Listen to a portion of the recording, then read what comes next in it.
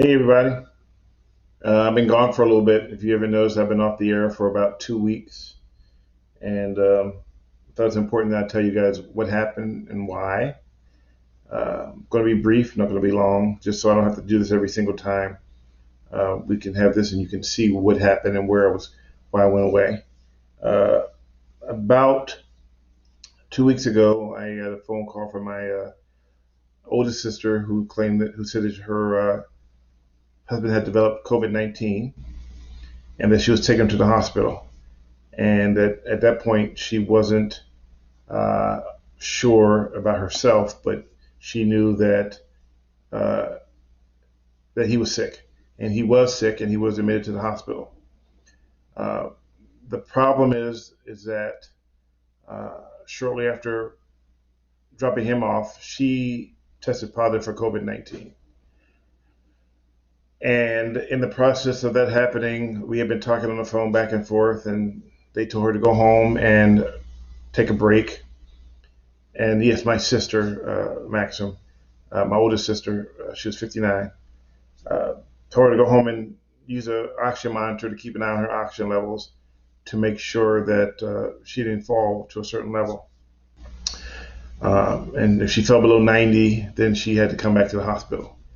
So a day later, I talked to her. She said she's starting to feel better. Some people gave us um, ideas to help her clear up the COVID-19. They gave her ginger drinks and what have you. And she appreciated the ginger drink. She thought it was something that helped her with her coughing and breathing. But then the next day or so, her O2 levels dropped well below 90, which was the threshold for where it could be. Um, so right after that, she called me and sent me a picture of her at the hospital with a mask on, saying that she's going to be admitted because she definitely tested uh, positive for that. She was definitely had the symptoms for COVID-19. Everything was going on with her, so they admitted her. Uh, and we talked the day before, and then we talked the day after that. And she was telling me that we talked. She was feeling okay. She was getting proper medication to make her feel better. Her husband, who was still in the hospital, had double pneumonia, so I knew he was sick. And then I guess I went to bed on I believe it was a Friday evening, and about 6 a.m. my phone rang from New Jersey, which was kind of strange. I assumed it was a spam caller, so I didn't answer the call. I figured I'd let him leave a message, and then it says it was my cousin Dee Dee in New Jersey, Linden, New Jersey, who didn't know I had a cousin Dee Dee in Linden, New Jersey. So that made it even stranger that I get this phone call. So she tells me that Trina had a stroke, and her name was Trina. So to give her name to her, Trina Stingley, uh, and she had a stroke, and she was unable to talk. So at this point, I needed to find out what's going on. But because she didn't put anyone down as a contact or what do you call it, HIPAA, or we. So basically, she didn't put anybody down for that. So I had to fight to try to get my name on the list so I could find out what's going on with my sister because there was absolutely no information being disseminated at that particular time. Um, there was someone from her. She was a Jehovah's Witness.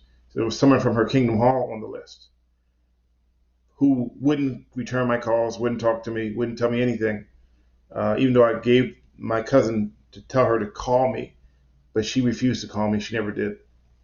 So again, I was in the dark. I had to reach out to her husband, who, as I told you, was in the hospital.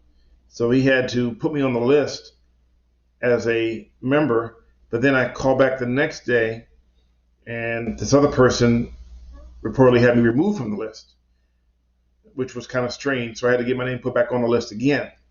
So it wasn't as simple as just, and trying to figure things out. So that's when I finally got through to a nurse, and they told me that she had what is called a massive stroke. And I didn't know, I knew, if you guys know me, I had a stroke before. So I know that how strokes work. Uh, In this particular case, the nurse talked to me and said it was pretty bad. They said on her right side she had feeling on her right side, and on her left side it was all paralyzed because they couldn't relieve the stroke. They couldn't clear it up. It was just that bad. So long story short, uh, I said, well, keep me in the loop so I'll know how her condition is every single day. And then it turns out she had a second stroke on the opposite side, and that's what happened.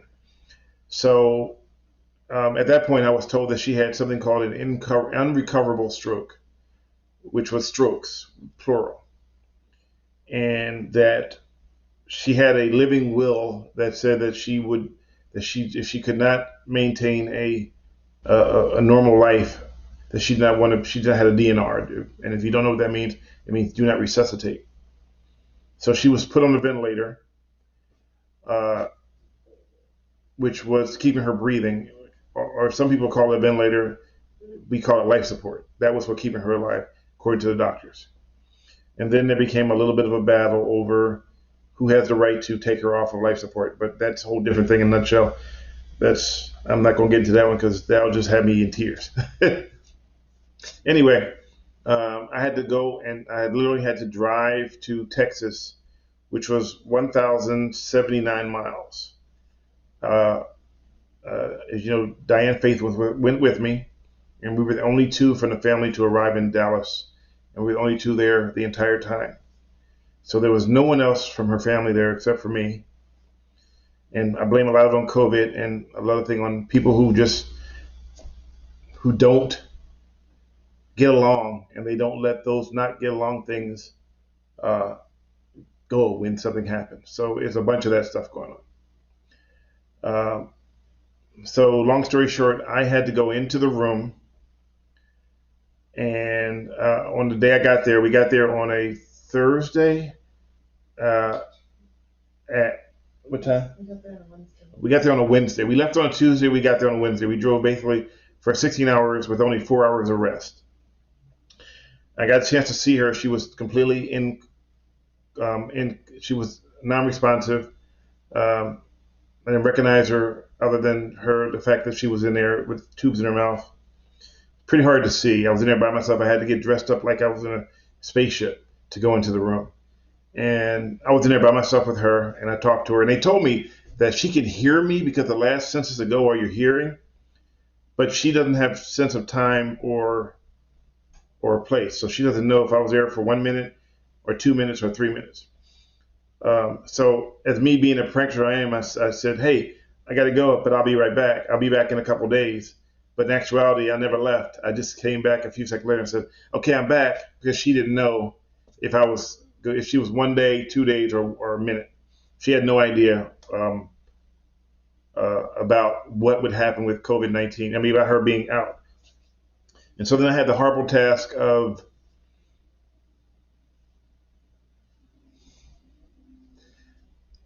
I had to remove her from life support, which was the hardest thing I ever had to do. I'm sorry. I had to be there to witness her being removed from a life support system that was keeping her alive. And I sat there with Diane Faith she was taken off at 3:59 on Friday, and they wouldn't let us stay in the room with her until at 6 o'clock when the hospital had closed, or the visiting hours were over.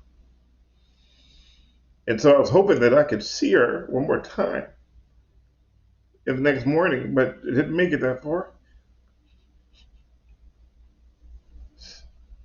She passed away at 5 o'clock, 5 in the morning, and I'll never see her again. And I just want everybody to know that this COVID-19 stuff is no joke.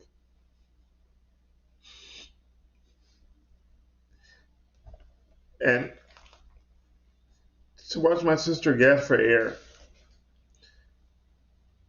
was brutal. And I just wanted to tell you guys that that's why we were off the air for a while.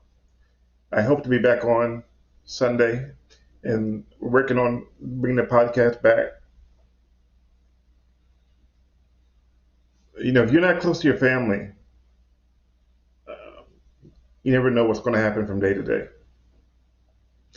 I'm not going to be here long. I just wanted to tell you about what's going on and why I've been gone. And I think it's important to understand that, I watch the different cities that are uh, opening up their cities saying that it's okay, things are normal. Things are not normal. And just for the record, she got it from someone who she loves very much, her husband. And according to people I talked to, that he refused to wear a mask, he refused to do any of those things that we say you should do. And in return, my sister got sick and died. It's the first time I had a chance to actually physically talk about it to people. And I guess this is the first time I actually started crying. But I just wanted you guys to be aware that it was a very, as you know, this is the money I'm making is doing this right now. I don't have a regular job. So that was a huge financial hit for me to go down there. And we had to do hotels and food and everything else. And there was no one else there to help us. So we were just doing what we had to do. But her name was Trina Stingley. Her name was Trina Roberts before she got married. Uh, and she has 3 children and a bunch of grandchildren. Some of them will never see her again. Will never see her again. All of them will never see her again. And this is all over COVID-19. She'd probably still be here today if it wasn't for that. So I just came on today to tell you guys where I've been, why I've been gone. And I just started reposting on Twitter, which is weird for me. But the other day, my sister said to me, "Hey, did you talk to Trina?" And then I just, so it's a lot going on right now. So I just want you guys to know that she's not just a statistic. As you know, every day they put these numbers up of who died. Her name was Trina Stingley. She has a name, and she died from COVID-19. And thank you guys for letting me talk for a minute. But I'm going to go now and say thank you for logging on.